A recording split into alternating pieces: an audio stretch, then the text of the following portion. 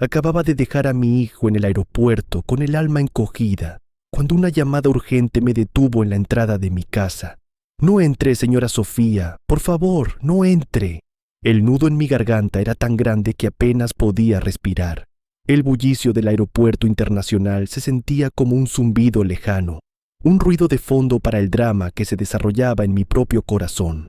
Frente a mí, mi hijo, Mateo, mi único hijo. Me sonreía con esa mezcla de emoción y nerviosismo que solo un chico de 16 años a punto de cruzar el Atlántico solo por primera vez puede tener. Era la oportunidad de su vida, un programa de verano para jóvenes líderes en Suiza. Y yo debería estar exultante, y lo estaba, en algún lugar profundo debajo de la gruesa capa de pánico maternal que me asfixiaba. «Mamá, voy a estar bien», dijo, rodando los ojos con cariño, pero su mano se aferraba a la mía con un poco más de fuerza de la necesaria. «Ya hablamos de esto 1000 veces. Elena te llamará todas las noches para asegurarse de que no quemes la casa tratando de cocinar». Forcé una risa que sonó más como un sollozo. Elena, mi salvavidas, había sido nuestra empleada doméstica, nuestra ama de llaves, nuestra confidente y prácticamente una segunda madre para Mateo desde que su padre nos dejó cuando él apenas tenía 5 años. Era la única constante en nuestras vidas, aparte de nosotros dos. «Elena se preocupa más por ti que por mí, no te equivoques», le respondí, arreglando el cuello de su camisa por enésima vez. «Asegúrate de llamarla también. ¿Sabes cómo se pone?» «Lo haré, mamá, lo prometo». Me abrazó con fuerza y por un instante volvió a ser mi niño pequeño, aquel que se escondía detrás de mis piernas cuando un extraño le hablaba. Olí el aroma de su champú y sentí la familiaridad de su abrazo, memorizándolo, tratando de guardarlo en un frasco para las largas semanas que se avecinaban. «Te quiero», susurró contra mi cabello, «y yo a ti, mi amor, más de lo que las palabras pueden decir». Nos separamos y sus ojos brillaban. Los míos, sabía, estaban a punto de desbordarse. Le di un último apretón en el brazo. «Ahora ve, o perderás tu vuelo. Conquista el mundo, ¿de acuerdo?». Asintió, con una sonrisa valiente que no llegaba a ocultar del todo su propio miedo. Se giró y caminó hacia el control de seguridad. No miró hacia atrás, justo como le había dicho que hiciera, siempre hacia adelante. Me quedé allí, anclada en el mismo sitio, viendo cómo su figura se hacía más y más pequeña hasta que desapareció entre la multitud.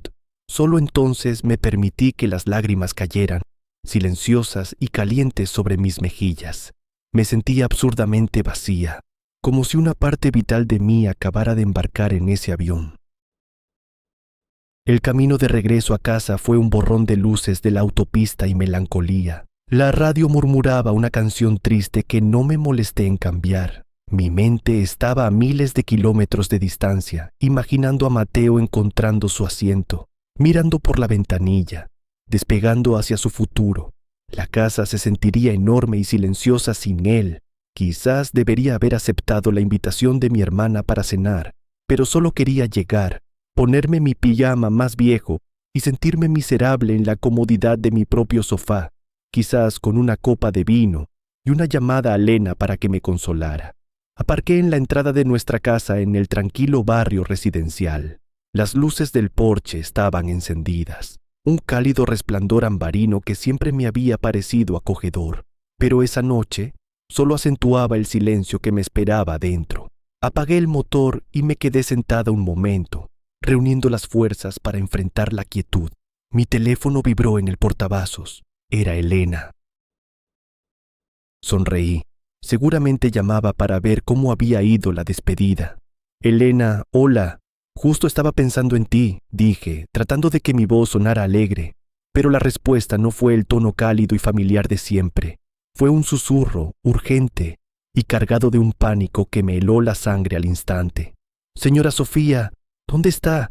Por favor, dígame que no está en casa». Me senté más recta, mi corazón comenzando a latir con fuerza contra mis costillas. «Acabo de llegar. Estoy en el coche, en la entrada. ¿Qué pasa? ¿Estás bien? ¿Ocurrió algo?» «No, no entre». Su voz se quebró y pude oír su respiración agitada al otro lado de la línea, como si estuviera corriendo o escondiéndose. Señora, por el amor de Dios, escúcheme con atención. No regrese a la casa, dé la vuelta y váyase lejos. El mundo pareció inclinarse sobre su eje. Miré la puerta principal de mi casa, la misma puerta que había cruzado miles de veces.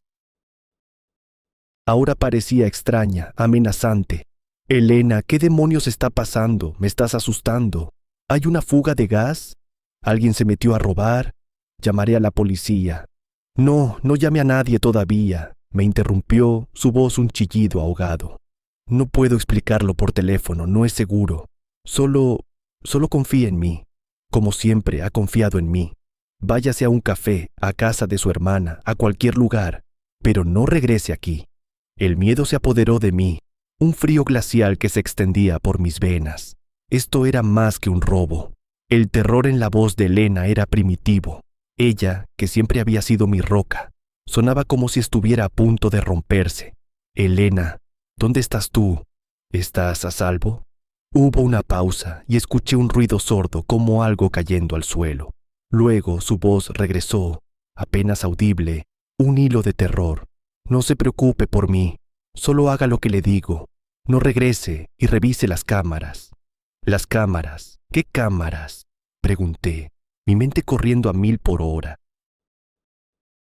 Las de seguridad, señora, las que instaló el mes pasado, susurró. Revise la de la sala, por favor. Váyase a un lugar seguro y revise la cámara de la sala. Y cuando vea lo que yo vi, entenderá por qué no puede volver. Antes de que pudiera hacer otra pregunta, la llamada se cortó. Silencio. Me quedé mirando el teléfono en mi mano, luego la casa iluminada y aparentemente pacífica. Mi refugio, mi hogar. Pero las palabras de Elena resonaban en mi cabeza, una sirena de alarma que ahogaba todo pensamiento racional. No regreses. Revisa las cámaras. Con los dedos temblando tan violentamente que apenas podía controlarlos, encendí el motor de nuevo, di marcha atrás bruscamente saliendo de la entrada y conduje hasta el final de la calle, deteniéndome bajo la sombra de un gran roble donde no podían verme desde la casa. El corazón me martilleaba en los oídos. Abrí la aplicación de seguridad en mi teléfono, mi pulso errático mientras mis ojos buscaban en la lista de dispositivos. Cámara, sala de estar. Mi dedo flotó sobre el botón durante una eternidad. Finalmente respiré hondo y lo presioné, esperando a que la transmisión en vivo cargara. Mi propio reflejo aterrorizado mirándome desde la pantalla oscura mientras el pequeño círculo de carga giraba y giraba y giraba. El pequeño círculo giraba y giraba en la pantalla de mi teléfono, un vórtice digital que parecía estar absorbiendo todo el aire de mis pulmones. Cada segundo de espera se estiraba en una agonía insoportable. ¿Qué iba a haber? Un extraño enmascarado destrozando mis pertenencias. Un incendio. La voz aterrorizada de Elena era una grabación en bucle en mi cabeza, y cada repetición era más siniestra que la anterior. Por fin, la imagen parpadeó y se estabilizó. Era mi sala, exactamente como la había dejado esa mañana. El cojín que Mateo había tirado al suelo seguía allí, junto a la mesita de café. La manta que usábamos para ver películas estaba doblada, o más bien amontonada, sobre el brazo del sofá. Sobre la repisa de la chimenea, las fotos de Mateo a lo largo de los años sonreían a una habitación vacía. Un suspiro de alivio se escapó de mis labios. Un sonido tembloroso y débil. Estaba vacía. No había nadie. Quizás Elena había entrado y se había asustado con una sombra, con un ruido de la casa vieja. Sentí una punzada de irritación, una oleada de adrenalina frustrada. Me había hecho pasar el peor susto de mi vida por nada. Ya estaba a punto de meter la llave en el contacto para volver a la entrada de mi casa cuando algo me detuvo. Un detalle, algo pequeño, casi insignificante, pero tan incorrecto que me erizó la piel de los brazos. Sobre el sillón de lectura, el sillón de cuero desgastado que era mi santuario personal, había un abrigo. Un abrigo oscuro de hombre, de un estilo que ni yo ni Mateo usaríamos jamás. No estaba allí cuando nos fuimos, estaba absolutamente segura. Acerqué la imagen con 2 dedos temblorosos. La calidad del video se pixeló un poco, pero era inconfundible. Un abrigo de cuero negro pesado, El corazón, que había empezado a calmarse, reanudó su carrera frenética, golpeando contra mi esternón como un pájaro atrapado. ¿De quién era? Mi mente se negó a formular la pregunta que seguía, la única pregunta lógica. Si el abrigo estaba allí, ¿dónde estaba su dueño? Fue entonces cuando lo vi, un movimiento en el borde derecho de la pantalla, proveniente del pasillo que llevaba a la cocina. Una sombra se convirtió en una figura, un hombre. No era corpulento ni visiblemente amenazante, pero su presencia en mi espacio sagrado era una violación tan profunda que me quedé sin aliento. Se movía con una familiaridad inquietante, no como un ladrón que se escabulle, sino como alguien que pertenece a ese lugar. Llevaba una camisa oscura y pantalones vaqueros. En su mano sostenía un vaso de agua, mi vaso, de mi cocina. Se detuvo en el centro de la habitación y bebió un sorbo, observando el lugar con una calma escalofriante. ¿Quién era? Mi primer instinto fue marcar el número de emergencias. Tenía el teléfono en la mano. Solo tenía que deslizar el dedo y presionar, pero las palabras de Elena volvieron a mí, tan claras como si estuviera sentada a mi lado. No, no llame a nadie todavía. ¿Por qué? ¿Por qué no debía llamar a la policía? ¿Qué sabía ella que yo no? El hombre se giró lentamente, su rostro todavía en la penumbra proyectada por la lámpara del rincón, y entonces dio un paso hacia la luz. El teléfono se me resbaló de las manos y cayó con un ruido sordo sobre la alfombrilla del coche. El aire abandonó mi cuerpo en una exhalación dolorosa. No, no era posible. No podía ser él, pero los ojos eran los mismos, aunque ahora rodeados de arrugas que antes no existían. La línea de la mandíbula era más dura, más afilada por los años. El cabello, antes castaño y espeso, ahora era más corto y salpicado de plata en las sienes. Era Ricardo, mi exmarido, el hombre que había metido sus cosas en una maleta hacía 11 años, que había besado a un Mateo de 5 años en la frente mientras dormía y se había marchado sin una palabra de despedida, sin una sola llamada o carta desde entonces. Un fantasma, un espectro de mi pasado, materializado en mi sala de estar, bebiendo de mi vaso como si acabara de volver del trabajo. El shock inicial dio paso a una oleada de furia tan caliente que me quemaba la garganta. ¿Cómo se atrevía? ¿Cómo se atrevía a profanar mi casa? ¿El hogar que yo había construido sola sobre las ruinas que él dejó? ¿Qué quería? ¿Dinero? ¿Venganza por alguna ofensa imaginaria? Se acercó a la repisa de la chimenea y tomó una de las fotos enmarcadas. Mateo en su primer día de secundaria, sonriendo con los aparatos dentales brillando. Ricardo pasó el pulgar por el cristal, su rostro una máscara ilegible. No había nostalgia en su gesto, ni arrepentimiento, solo una especie de evaluación, como si estuviera examinando una propiedad. Se sentó en mi sillón, en mi lugar sagrado, y miró su reloj. No estaba buscando nada, no estaba robando nada, estaba esperando. El pánico volvió a apoderarse de mí, desplazando a la rabia. ¿A quién esperaba? ¿A mí? ¿Sabía que yo llegaría pronto? ¿Y dónde estaba Elena? Traté de llamarla de nuevo, pero su teléfono fue directamente al buzón de voz. La idea de que Ricardo le hubiera hecho algo. No podía pensar en eso. Volví a mirar la pantalla de mi teléfono, que había recogido del suelo con manos torpes. Ricardo seguía allí, inmóvil. Parecía la encarnación de una paciencia depredadora. El silencio en la imagen era casi tan aterrador como su presencia. Pasaron 1, 2, 3 minutos, que se sintieron como horas. Estaba a punto de ignorar la advertencia de Elena y llamar a la policía cuando una segunda figura entró en el encuadre. Vino desde la misma dirección que Ricardo, desde el pasillo. La cámara, montada en una esquina superior, capturó primero la parte superior de una cabeza cubierta por la capucha de una sudadera gris. Mi corazón dio un vuelco. Era la sudadera favorita de Mateo, la que tenía un pequeño desgarro en la manga. Pero no podía ser. Era imposible. Acababa de dejarlo en el aeropuerto. Vi su pasaporte. Vi cómo se dirigía a la puerta de embarque. Estaba en un avión, a miles de metros sobre el suelo, camino a Suiza. Era solo una coincidencia. Alguien había robado su sudadera o tenía una igual. Tenía que ser eso. El recién llegado se detuvo junto a Ricardo. que levantó la vista del suelo y le dirigió una leve inclinación de cabeza. El chico se bajó la capucha. Mi mundo entero se hizo añicos, se desintegró en 1.000.000 de fragmentos de cristal helado. La cara que me devolvió la mirada desde la pantalla de mi teléfono no era la de un extraño. Eran los ojos de mi padre, la nariz de su padre, mi boca. Era Mateo, mi hijo, el niño que acababa de abrazar con todas mis fuerzas, el niño cuyo futuro estaba despegando hacia Europa. Estaba allí, en mi sala de estar, junto al padre que lo abandonó. Y lo peor, la puñalada final que me arrancó el alma, no fue solo su presencia, fue su expresión. No había miedo, no había confusión.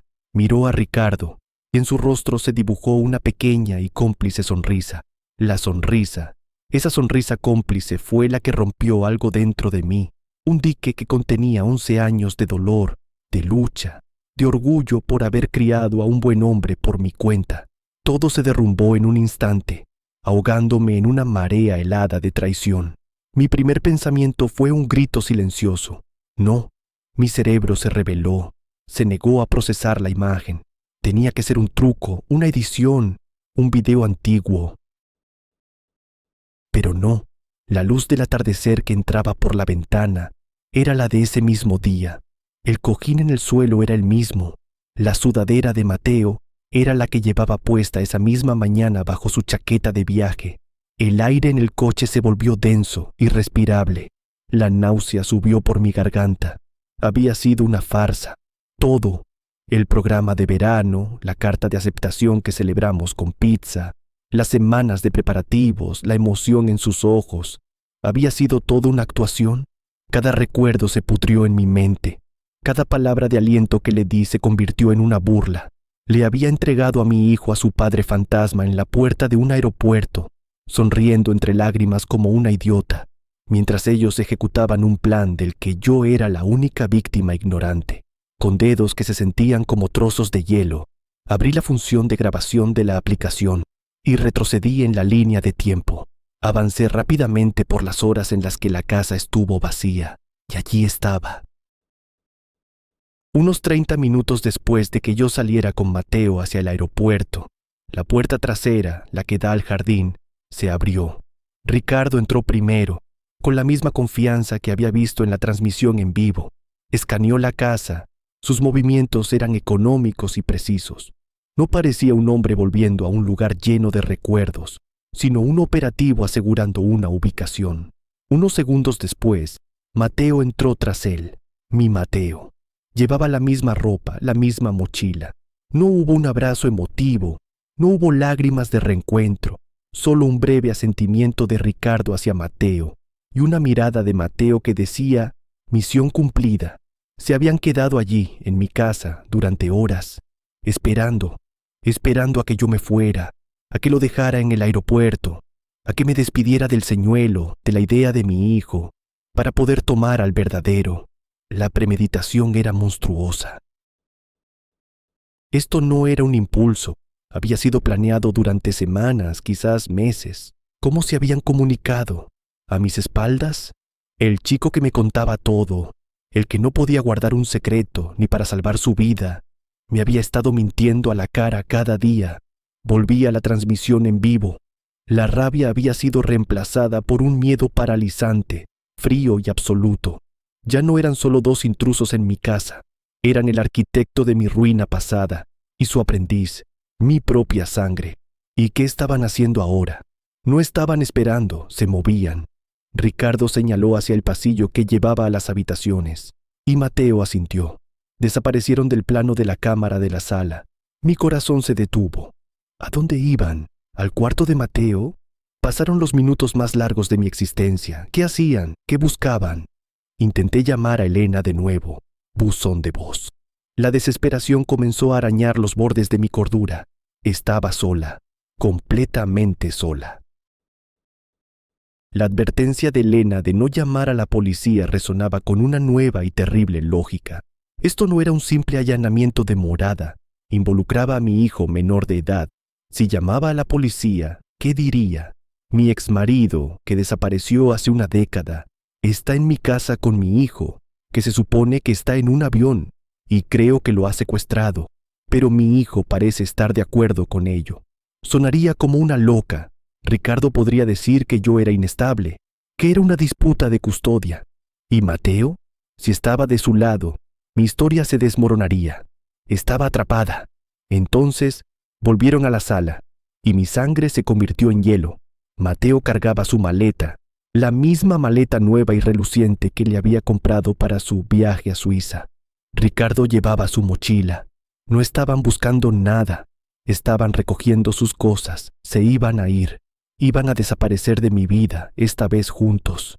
Ricardo dejó la mochila en el suelo y comenzó a hablarle a Mateo. No podía oír las palabras, pero su tono era instructivo. Señalaba objetos, y Mateo asentía. Era una lección, una instrucción final. Y entonces Ricardo se detuvo. Su cuerpo se tensó. Dejó de hablar y lentamente, muy lentamente, comenzó a levantar la cabeza, su mirada recorriendo el techo. Observé, hipnotizada por el terror, cómo sus ojos se movían por la habitación, de esquina a esquina, metódicamente. Era un depredador buscando una trampa. Se detuvo en la esquina donde estaba montada la pequeña cámara, el ojo de plástico negro que se había convertido en mi único vínculo con la realidad. Sus ojos se clavaron en el lente. No había duda, me había visto. Sabía que yo estaba mirando. Una sonrisa lenta y cruel se dibujó en sus labios. No era una sonrisa de alegría, sino de victoria, una afirmación de poder absoluto. Se acercó a la cámara, invadiendo el encuadre, hasta que su rostro llenó toda la pantalla de mi teléfono.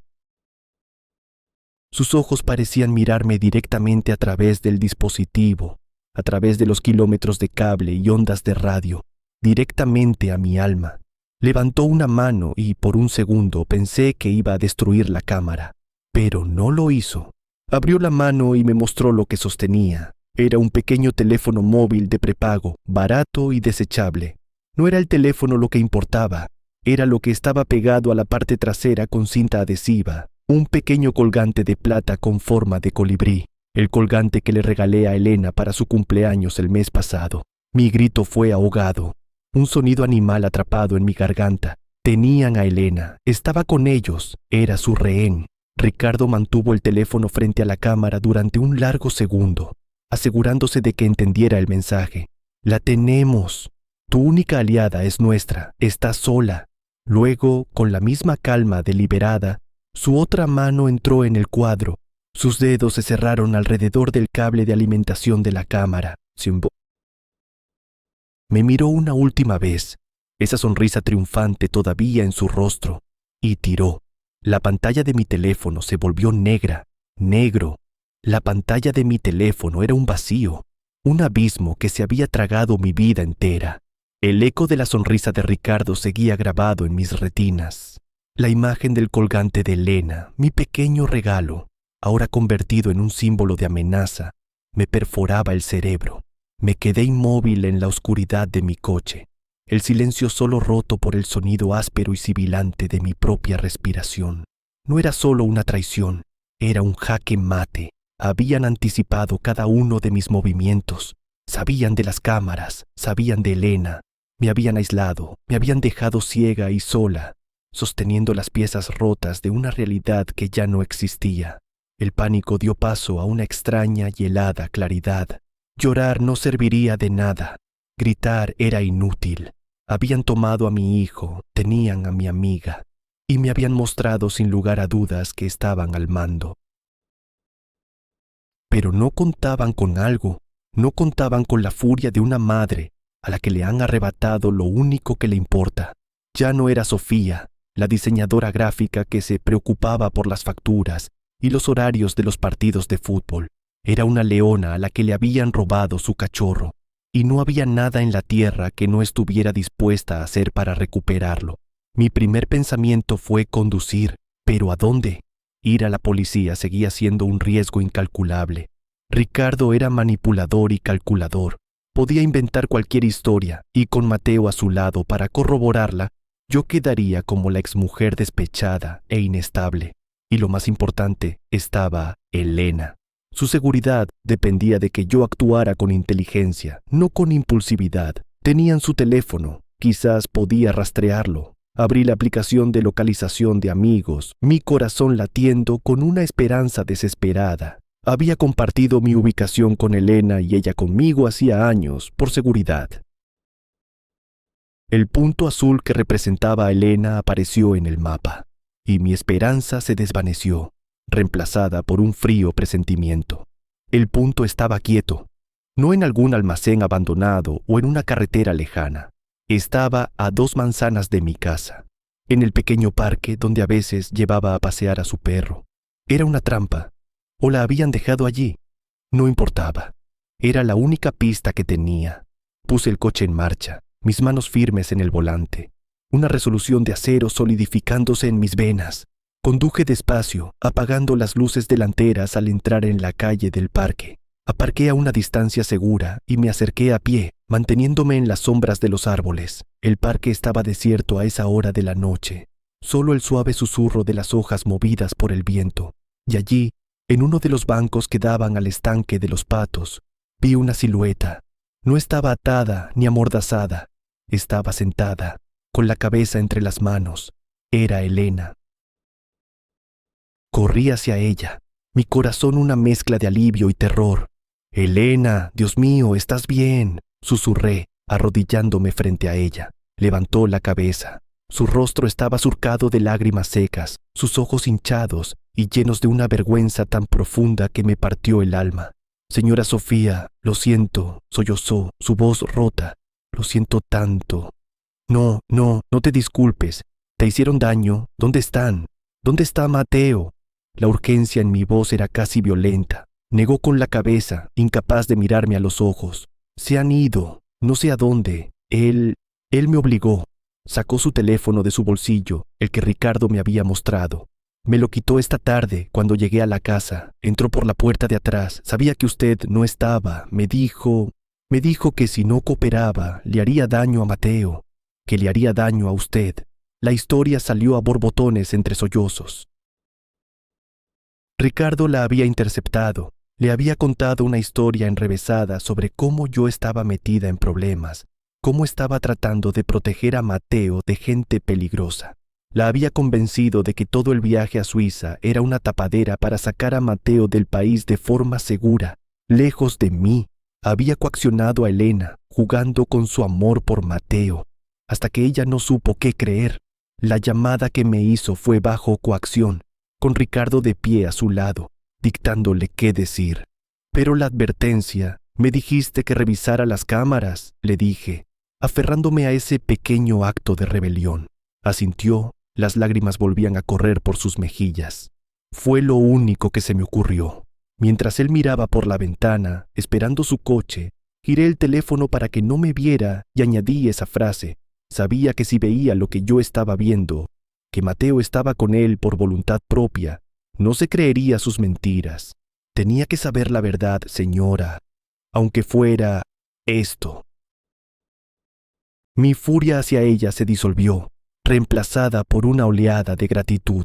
En medio de su terror, había intentado salvarme. Había sido mi faro en la oscuridad. La abracé con fuerza. «Gracias, Elena. Me salvaste de entrar en esa casa». No sé qué habría pasado.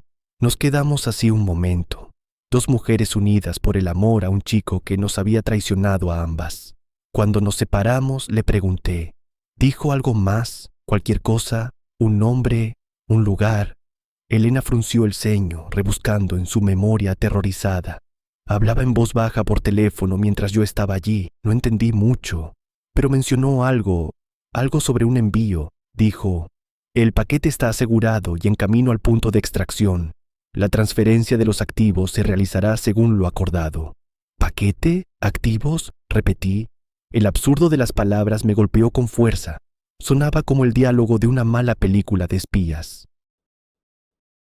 Ricardo, el vendedor de seguros que se había ido porque no podía soportar la responsabilidad, hablando como un personaje de novela de suspense. Nada tenía sentido. «Y otra cosa», añadió Elena, sus ojos muy abiertos. «Cuando el señorito Mateo entró, su padre le dio una mochila nueva. La que traía no era la suya. Mateo sacó sus cosas de la mochila vieja, su teléfono, su cartera, y las metió en la nueva. Y el padre cogió la mochila vieja, la que usted le compró, y la roció con algo de un bote. Olía a químico. Mi mente se aceleró, conectando puntos que no sabía que existían. Un cambio de mochila, un lenguaje codificado, un viaje falso. No era una simple huida de un padre y un hijo. Era algo más grande, más oscuro. Y Mateo no era solo un participante voluntario. Era el paquete. Elena, necesito tu teléfono, dije, mi voz repentinamente firme. El que él te dio. Me lo entregó sin dudar. Era un teléfono básico, sin acceso a Internet, solo llamadas y mensajes. Abrí el registro de llamadas. Solo había un número en la lista, marcado varias veces esa tarde. Un número sin identificar. Lo marqué. Sonó 1, 2, 3 veces. Entonces, alguien contestó. No hubo un hola, solo silencio. Sé quién eres, dije, mi voz temblando a pesar de mi esfuerzo por mantenerla estable. Y sé que tienes a mi hijo. El silencio al otro lado de la línea se prolongó. Por un momento pensé que iban a colgar. Luego una voz habló. No era Ricardo. Era una voz de mujer, fría, metálica y sin ninguna emoción. No es su hijo, dijo la voz. Cada palabra como un trozo de hielo. Nunca lo fue. Es propiedad de la organización, igual que su padre. Y usted, señora Sofía, acaba de convertirse en un cabo suelto muy peligroso. Un cabo suelto. La frase resonó en el silencio del parque, tan absurda y aterradora que por un momento pensé que estaba en una pesadilla. Organización, propiedad, las palabras no encajaban en mi mundo de plazos de diseño y cenas escolares. Pero la voz de la mujer era real, el peligro era real. Tenían a Mateo y creían que yo era una amenaza. Mi mente, que había estado corriendo en círculos de pánico, de repente se enfocó con una precisión milimétrica. Si era un cabo suelto, tenía dos opciones: dejar que me eliminaran o convertirme en el nudo que desharía toda su red. No sé de qué organización me habla, respondí, inyectando en mi voz toda la confusión y el miedo que pude fingir. Solo quiero a mi hijo de vuelta, por favor, haré lo que sea, no le diré a nadie. La mujer se rió, un sonido seco y sin humor. Es demasiado tarde para eso. Ricardo cometió un error al subestimarla, un error sentimental. Pero no se preocupe, nos encargaremos de corregirlo. La llamada se cortó. Miré a Elena, cuyo rostro era una máscara de terror. Tenemos que movernos, dije, mi voz ahora firme, sin rastro de pánico. La mujer había cometido un error también. Me había dado información. Sabía que Ricardo no era el jefe.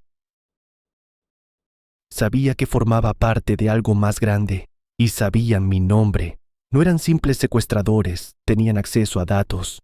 Mientras conducía sin rumbo, con Elena a mi lado, mi cerebro trabajaba a una velocidad vertiginosa. ¿Activos? ¿Transferencia? La única transferencia de activos significativa que había ocurrido recientemente en mi vida era el fondo fiduciario de Mateo.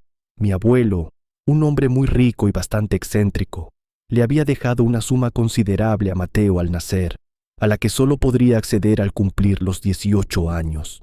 Yo era la administradora. ¿Podría ser eso?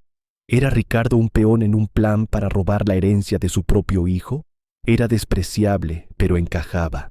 La extracción de Mateo era para hacerse con el control del paquete. Elena, dije de repente. El ordenador de Mateo. Ricardo o él se acercaron a su habitación.